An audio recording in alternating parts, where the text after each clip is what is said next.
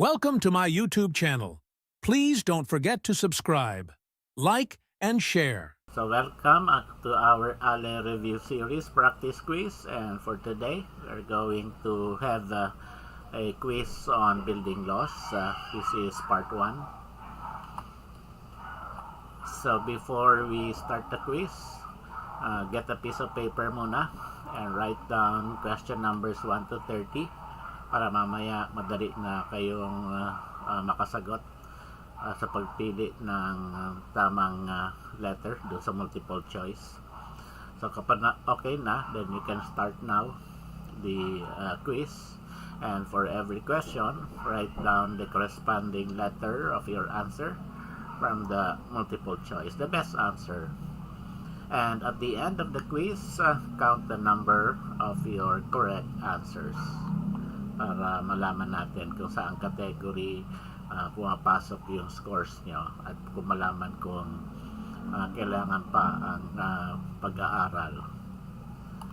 So let us start with question number 1. The law that governs the design of low-cost housing is blank.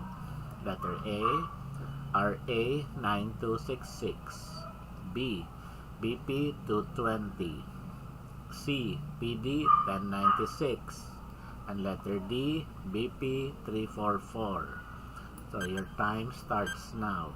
10 seconds.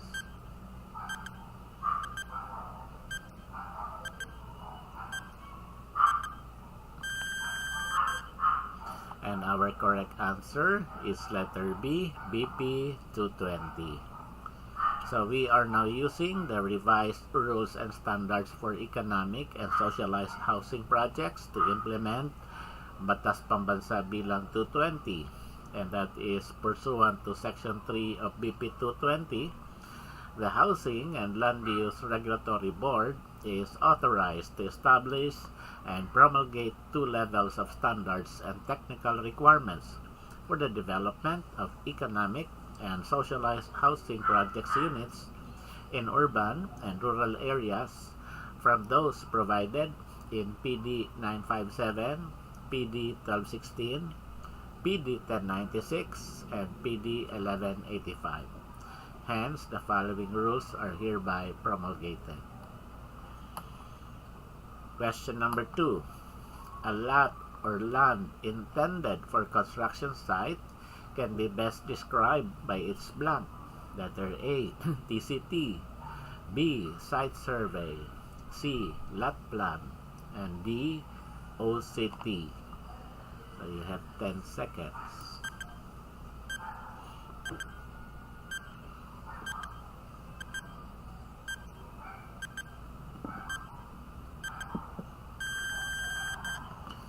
So our correct answer is letter A, TCT. So a TCT, or Transfer Certificate of Title, is a document that proves ownership of a piece of land in the Philippines. It's issued after the title has been transferred from the original owner to a new owner. This title also serves as a record of all previous transfers and cancelled titles. Question number 3. The common term for the drawing submitted to the OBO after the construction completion of a project is blank. A, detailed plans, B, as-built plans, C, completion drawings, and D, building plans. So 10 seconds.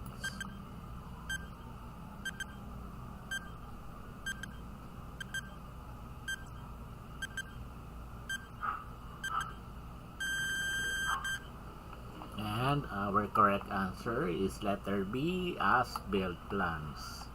So according to NBCP, the as-built plans specifications may be just an orderly and comprehensive compilation of all the documents, which include the originally submitted plans and specifications and all amendments thereto as actually built.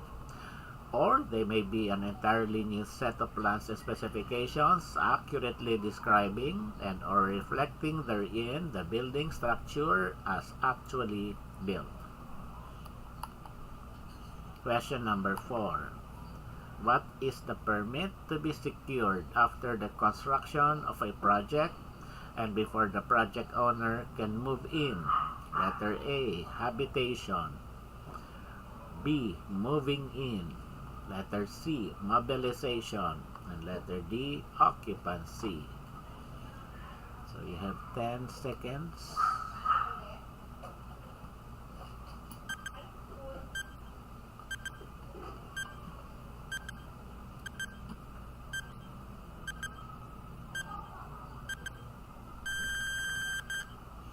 So our correct answer is letter D, occupancy.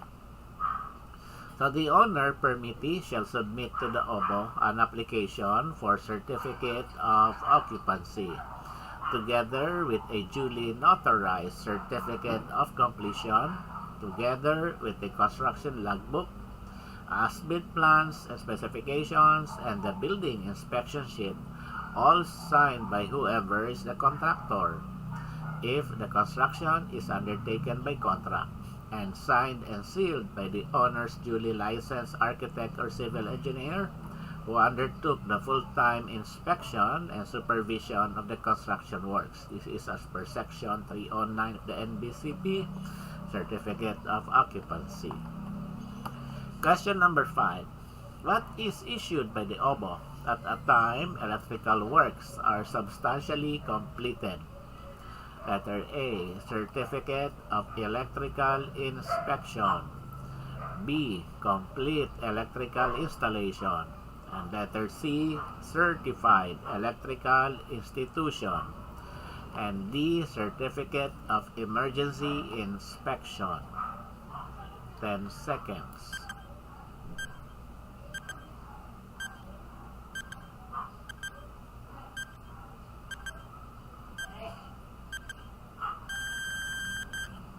So our correct answer is letter A, Certificate of Electrical Inspection.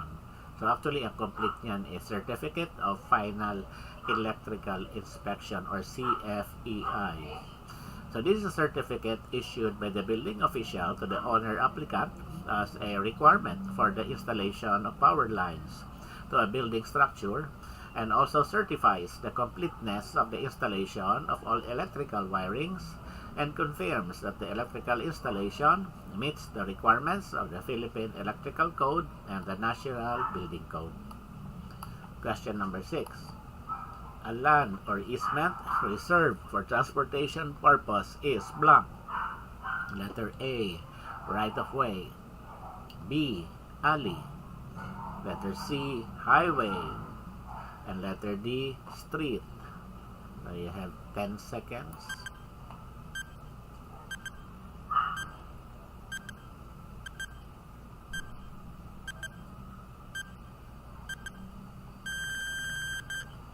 And our correct answer is letter A, right-of-way. So the road right-of-way or RROW or access street or street is a kind of public open space for the continuous flow of pedestrian and vehicular traffic that must be free of all forms of prohibited physical obstructions. The RROW is the area lying between two or more parallel properties, and its width is horizontally measured from the opposite property lines. So meron ditong kasama sa choices ang street, pero the best answer is supposedly the road right-of-way. Kasi kapag right-of-way din lang, hindi pa talaga ito yung road, no? So better is road right-of-way. Yung street naman is another term, pero usually ang term na street ginagamit sa urban design or urban areas lang, no? May mga street names, no? So pinaka-correct should be the road right-of-way. Question number 7. The allowable maximum TGFA for basic residential 2 with firewall and inside lot is blank of the TLA. A, 3 by 60%. B, 5 by 70%, C, 3 by 70%, and D is 5 by 60%. So your 10 seconds starts now.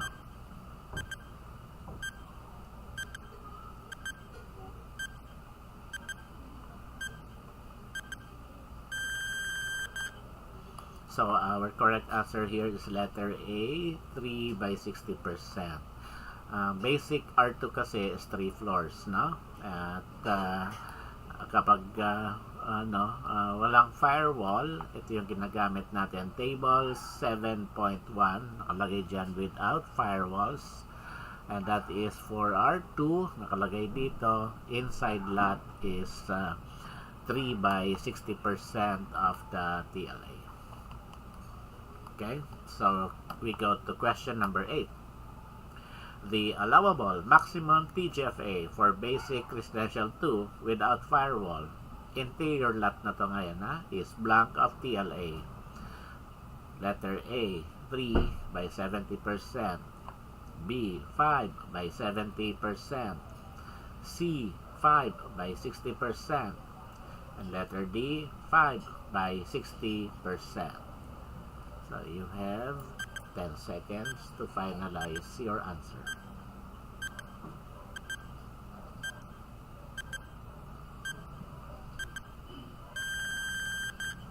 Okay, our correct answer is letter A, 3 by 70%. Actually, madali lang mapili ito kasi the other choices are 5 here. Kapag basic R2 tayo, we only have 3 floors maximum, no? So, yung lahat ng choices is already not applicable. So, if we look at table 7.1 for without firewalls for a interior lot, nakalagay dito is 3 by 70%. So, question number 9 is the allowable maximum TGFA for basic residential 2 without firewall. Pero ngayon ay corner lot naman is blank of the TLA. So, letter A is 5 by 60%. B is 3 by 70%. Letter C is 5 by 70%. And letter D is 3 by 60%. 10 seconds.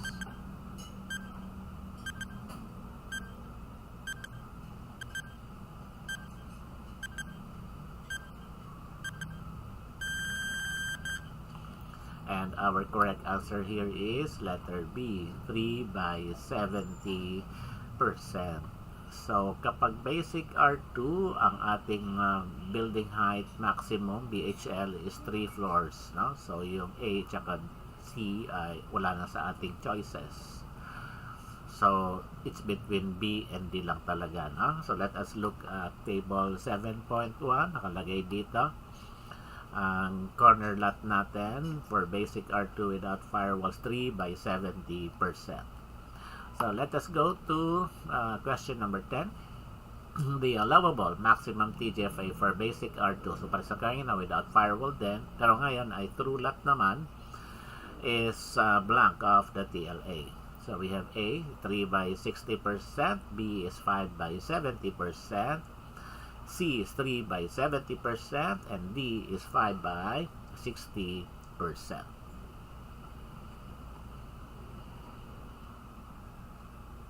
10 seconds.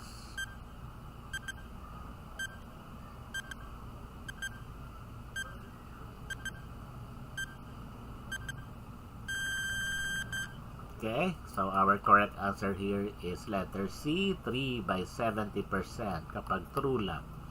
So here, table 7.1, lagay dito is 3 by 70% nga, yung true lang. So makita mo dito na ang naiiba lang talaga is the inside lot, no? All the rest, interior, corner lot, through lot, corner through lot, corner lot, about 3 or more, pare-pare sa lumalabas na computation, no? Except for the inside lot. Kahit dito sa R1, yan, 3 by 50, the rest is 3 by 60. Nagbago lang dito sa R1 ang interior, no? Corner through lot, corner corner lot, through lot, or corner through lot, and corner lot abutting ay pare-pareha 70% na yung R1. Okay, let us go to question number 11, which is not included in the first page of architectural plans submitted in acquiring building permit. A. Site development. B. Vicinity plan. C. Perspective. D. Roof plan. 10 seconds to finalize your answer.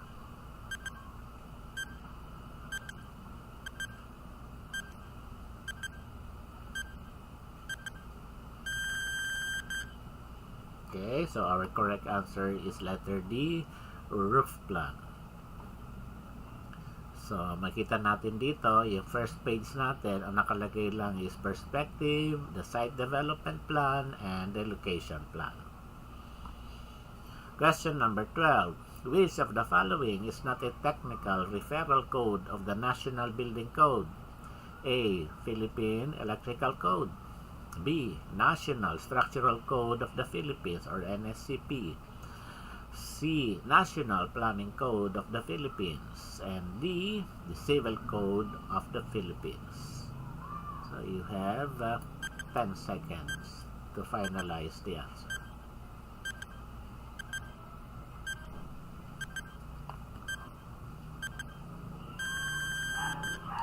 So our correct answer here is letter D, Civil Code of the Philippines. So when you say referral codes, that is the applicable provisions of the various agency. Kasama dyan yung fire code, galing sa mga iba-ibang government agencies, and the technical professional codes that are supplementary to the National Building Code. Technical profession from the different professional groups involved, like architectural code, national structural code, electrical code, mechanical engineering code, and so on. And question number 13. What government agency appoints the building official of a highly urbanized city? Letter A, DPWH. B, Office of the President. C, DOTR. And D, DENR. You have 10 seconds to finalize your answer.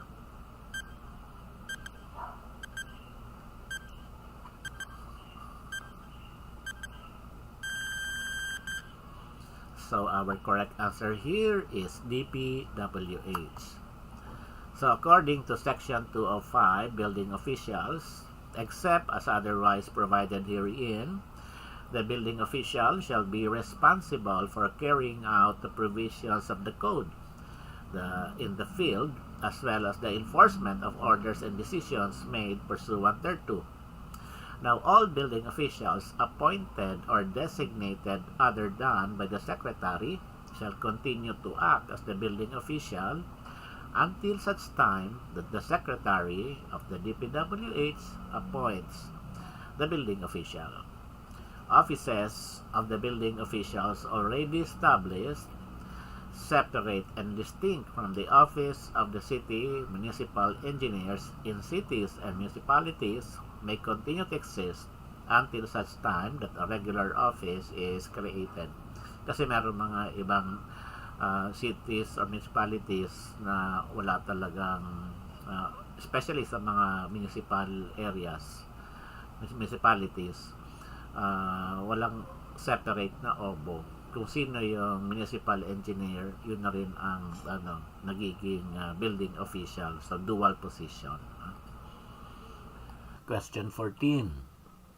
A cease and desist order is issued by the office of the building official on any construction activity upon the issuance of A. First notice, B. Second notice, C. Third notice, and D. Fourth notice.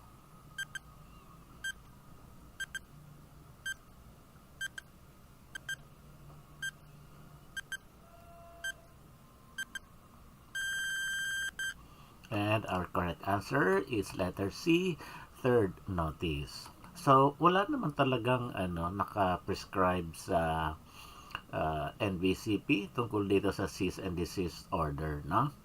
So the office of the building official can issue a cease and desist order or CDO immediately if a building or structure is deemed dangerous or ruinous, or if there's a violation of building code regulations like unauthorized construction. So meaning, kahit na wala ng notice, no? Diretso na kaagad, cease and desist order.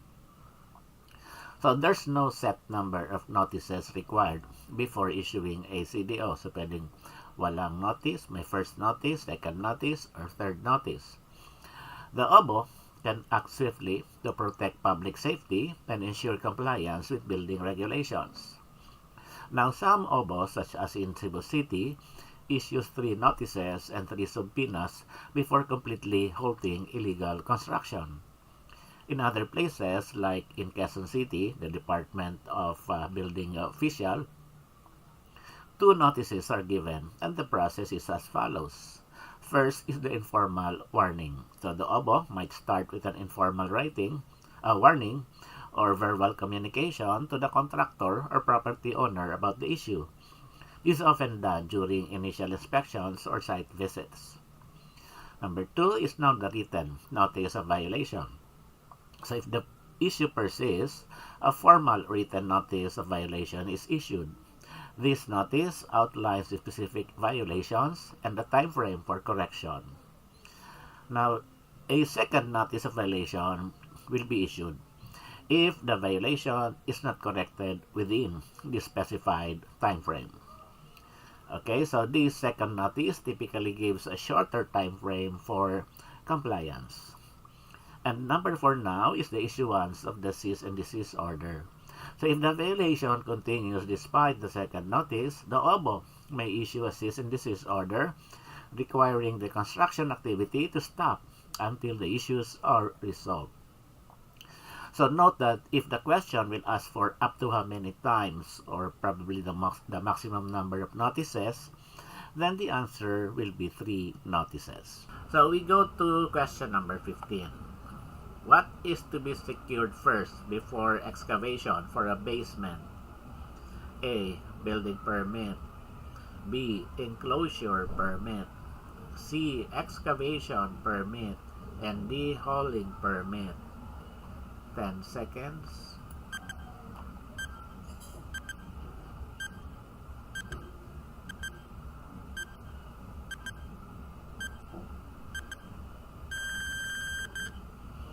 So our correct answer here is the excavation permit.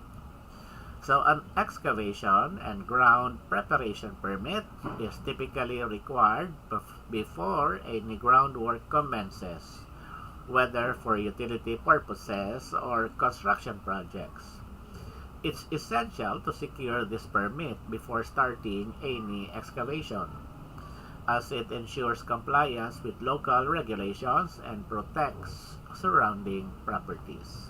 So this is a form for the application for excavation and ground preparation permit, to be signed by the architect or civil engineer, the design professional for the plans specifications, as well as the architect or civil engineer for the full-time inspector and the supervisor of construction works.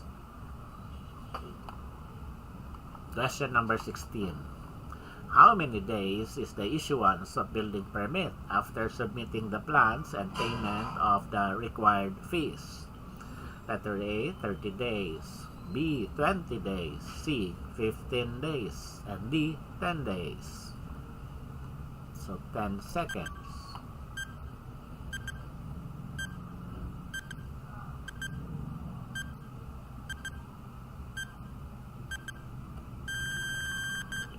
So our correct answer here is letter C, 15 days. So according to section 304 of the issuance of building permit, when the application for building permit and the plans and specifications submitted herewith conforms to the requirements of the code and its IRR, the building official shall within 15 days from payment of the required fees by the applicant. So ang dito reference ay from payment, no, of the required fees. issue the building permit applied for.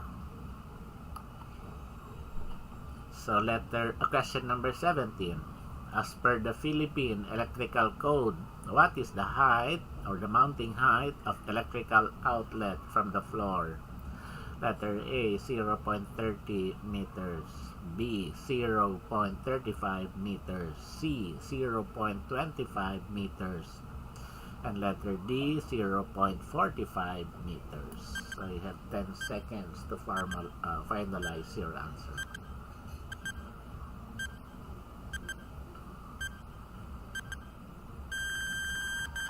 Okay, our correct answer is letter A, 0.30 meters or 300 mm from the floor.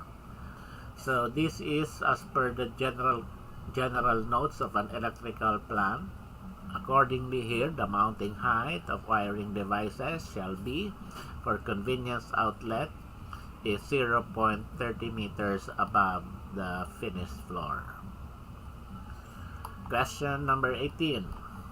In case the building owner is not the owner of the lot she is building on, what must they provide to the building official in application of building permit? Letter A, deed of sale. B, lot owner's consent. C, special power of attorney. And D, acknowledgement note. 10 seconds to finalize the answer.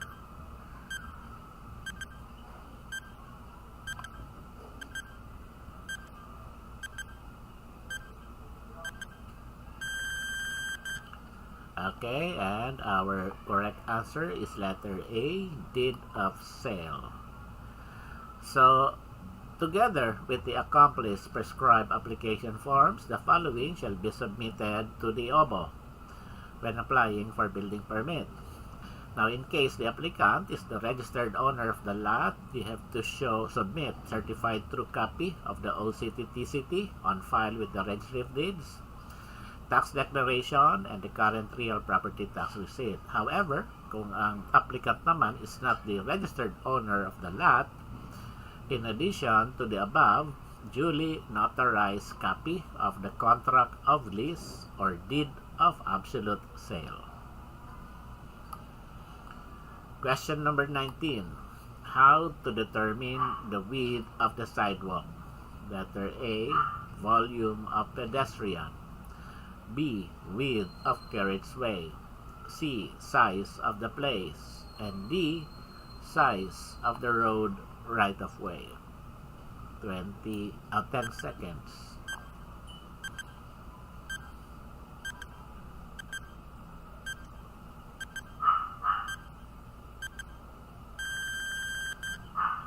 Okay, so our correct answer here is letter A, volume of pedestrian.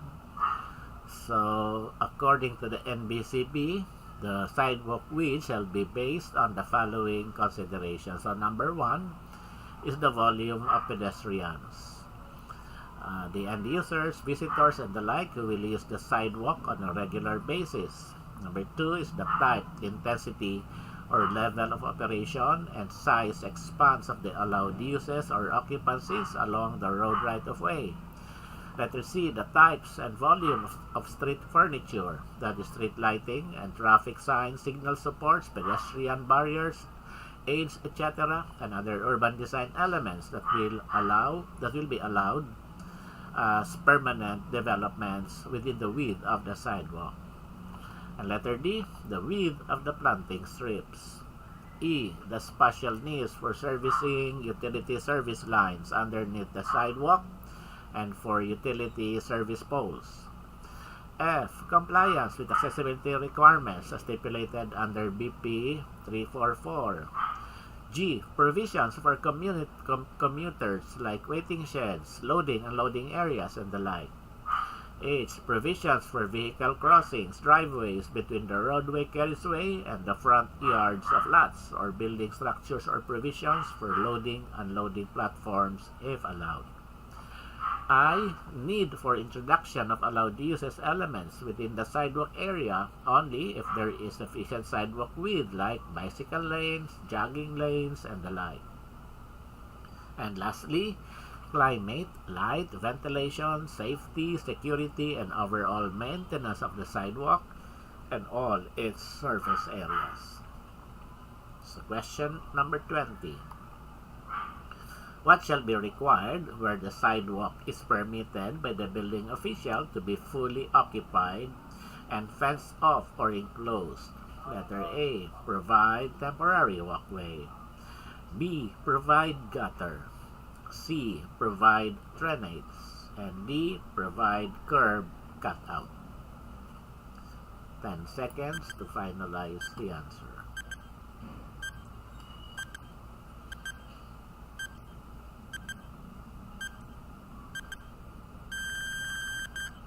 Okay, our correct answer here is letter A, provide temporary walkway. So accordingly, where the sidewalk is permitted by the building official to be fully occupied and fenced off or enclosed, a temporary walkway adjacent to the curb line shall be required.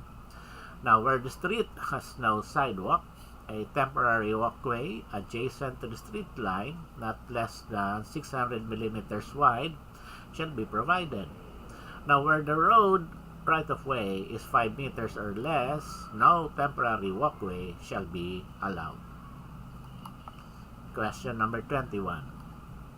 A dwelling containing 3 or more separate living units, each of which is separated from another by party or lot lines, walls, and provided with independent access. Letter A, single detached. B, single attached. C, row house. And D, apartment. You have 10 seconds to finalize the answer.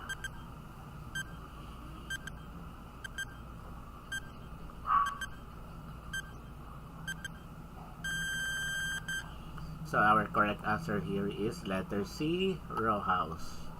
So according to BP 220, a row house is a single attached dwelling containing 3 or more separate living units designed in such a way that they abut each other at the sides as in a row and are separated from each other by party walls, provided with independent access and use of land. Now for BP 220, there shall be a maximum of 20 units per block or cluster, but in no case shall this be beyond 100 meters in length. Question number 22. Fire exit door should be open blank. A. At all times. B. During emergency. C. At office hours. And D. All of the choices. So 10 seconds to finalize the answer.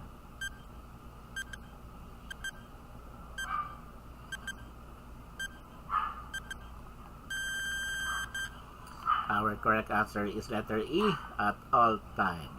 So according to the fire code, a door designed to be kept normally closed in a means of egress, such as a door to a stair or horizontal exit, shall be provided with a reliable self-closing mechanism in accordance with paragraph G of this section and shall not at any time be secured in the open position. So lahat ang pinto palagi naka-close, no?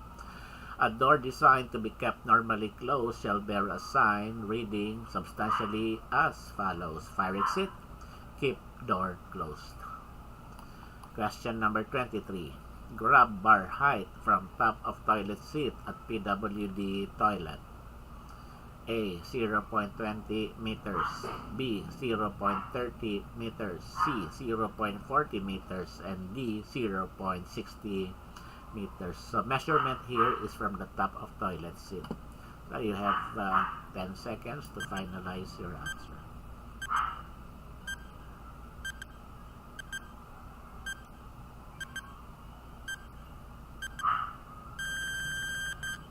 Okay, so the correct answer here is letter B, 0.30 meters. So bali ito yan, ito yung top ng toilet seat. So from that, measure 300 mm, yan ang height ng grab bar. So you have a fixed grab bar here and a retractable grab bar at the other side, both mounted 300 mm above the toilet seat, no?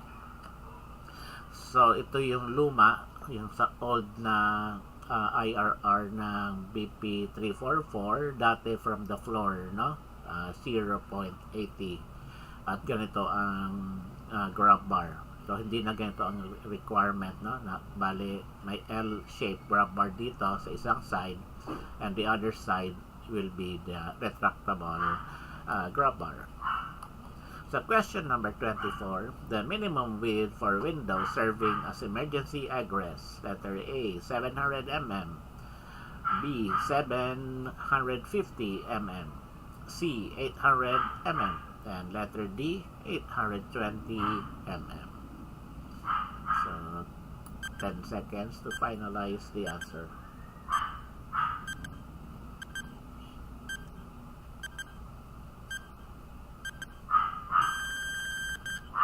And our correct answer is letter D, 820 mm. So, as per the building code, in locating window openings, it should be borne in mind that in cases of extreme emergencies, windows must serve as emergency egress to vacate the premises or access for rescue operations. Such windows shall meet the following requirements. They can be opened from the inside without the use of any tools. The minimum clear opening shall have a width not less than, this the width minimum 820 mm and a height minimum of 1 meter. Now the bottom of the window opening should not be more than 820 mm from the floor. So that is the maximum, no, height of the window sill. So dapat ito ay nasa floor of exit discharge or sa ground floor lang, no? Question number 25. Under the NBCP, what is the minimum dimension of a habitable room? Letter A, 2 meters. B, 1.75 meters. Letter C, 3 meters. And letter D, 2.5 meters. So you have 10 seconds to finalize the answer.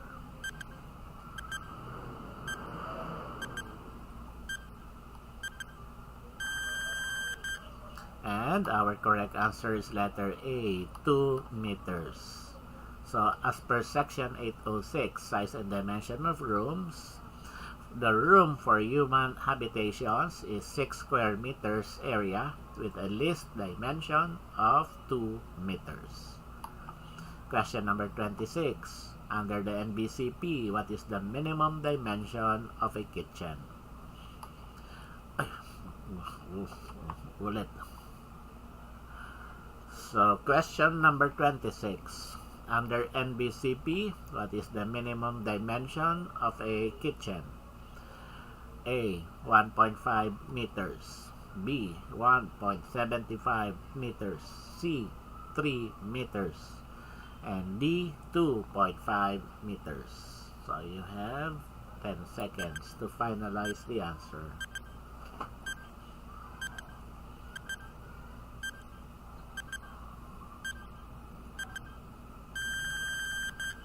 Okay, so our correct answer is letter A, 1.5 meters. So under section 806, kitchens here will have a minimum area of 3 square meters and a least dimension of 1.5 meters. Question number 27. Under the NBCP, what is the minimum dimension of a toilet? Letter A, 0.90 meters. Letter B, 1.75 meters. Letter C, 3 meters. And letter D, 2.5 meters. So 10 seconds starts now.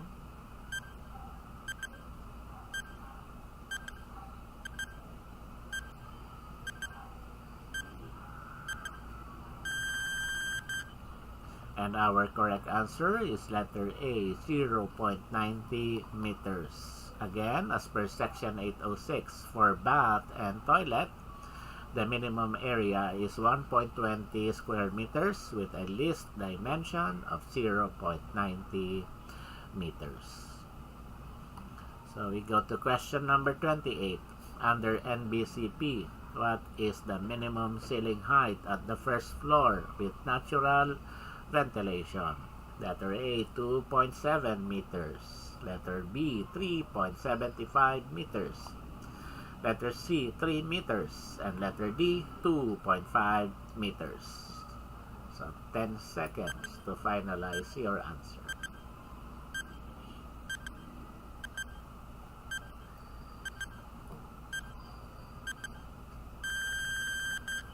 So our correct answer is letter A, 2.7 meters.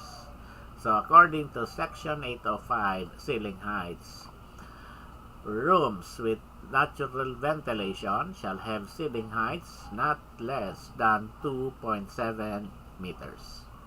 So we go to question number 29.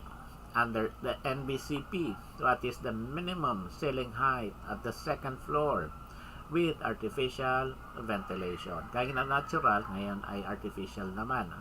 So letter A is 2.7 meters, B 3.75 meters, letter C 3 meters, and D is 2.4 meters. So 10 seconds to finalize your answer.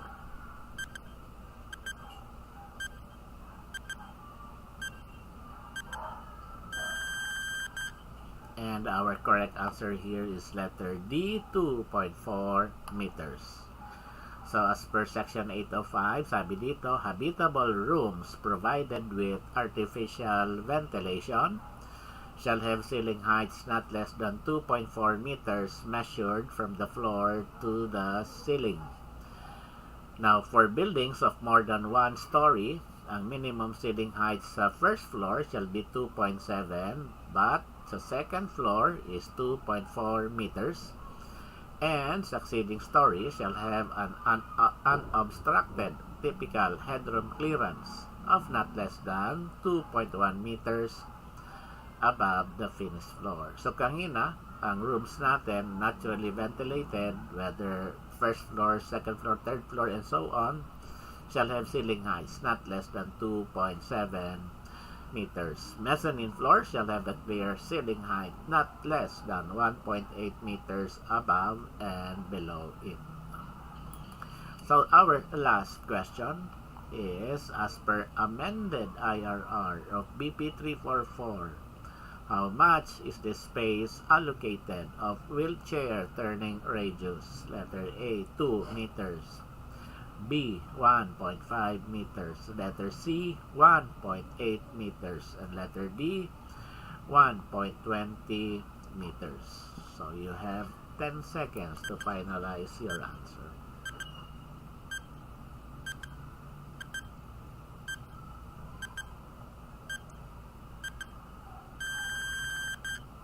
And our correct answer is letter C, 1.8 meters. So, bali, ito na yung bago ngayon, ang wheelchair turning space or circle diameter. From the old IRR na 1.5 meters, ang amended IRR natin ngayon is 1.8 meters. So, bali yan yung turning space na radius. So, yan ang ginagamit ngayon sa pag-determine ng mga spaces wherein kailangan umikot ang wheelchair, dapat may dimension na 1.8 meters.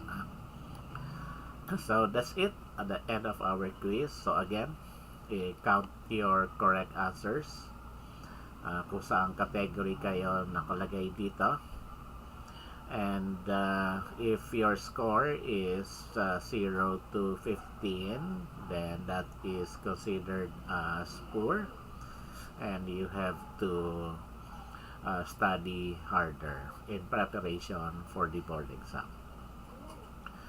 Okay, so if you want more of these videos, just scan this QR code to know more, especially about the review at Atlas CDC.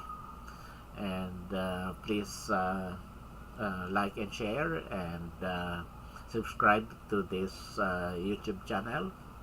Thanks for watching. Don't forget to subscribe, like, and share.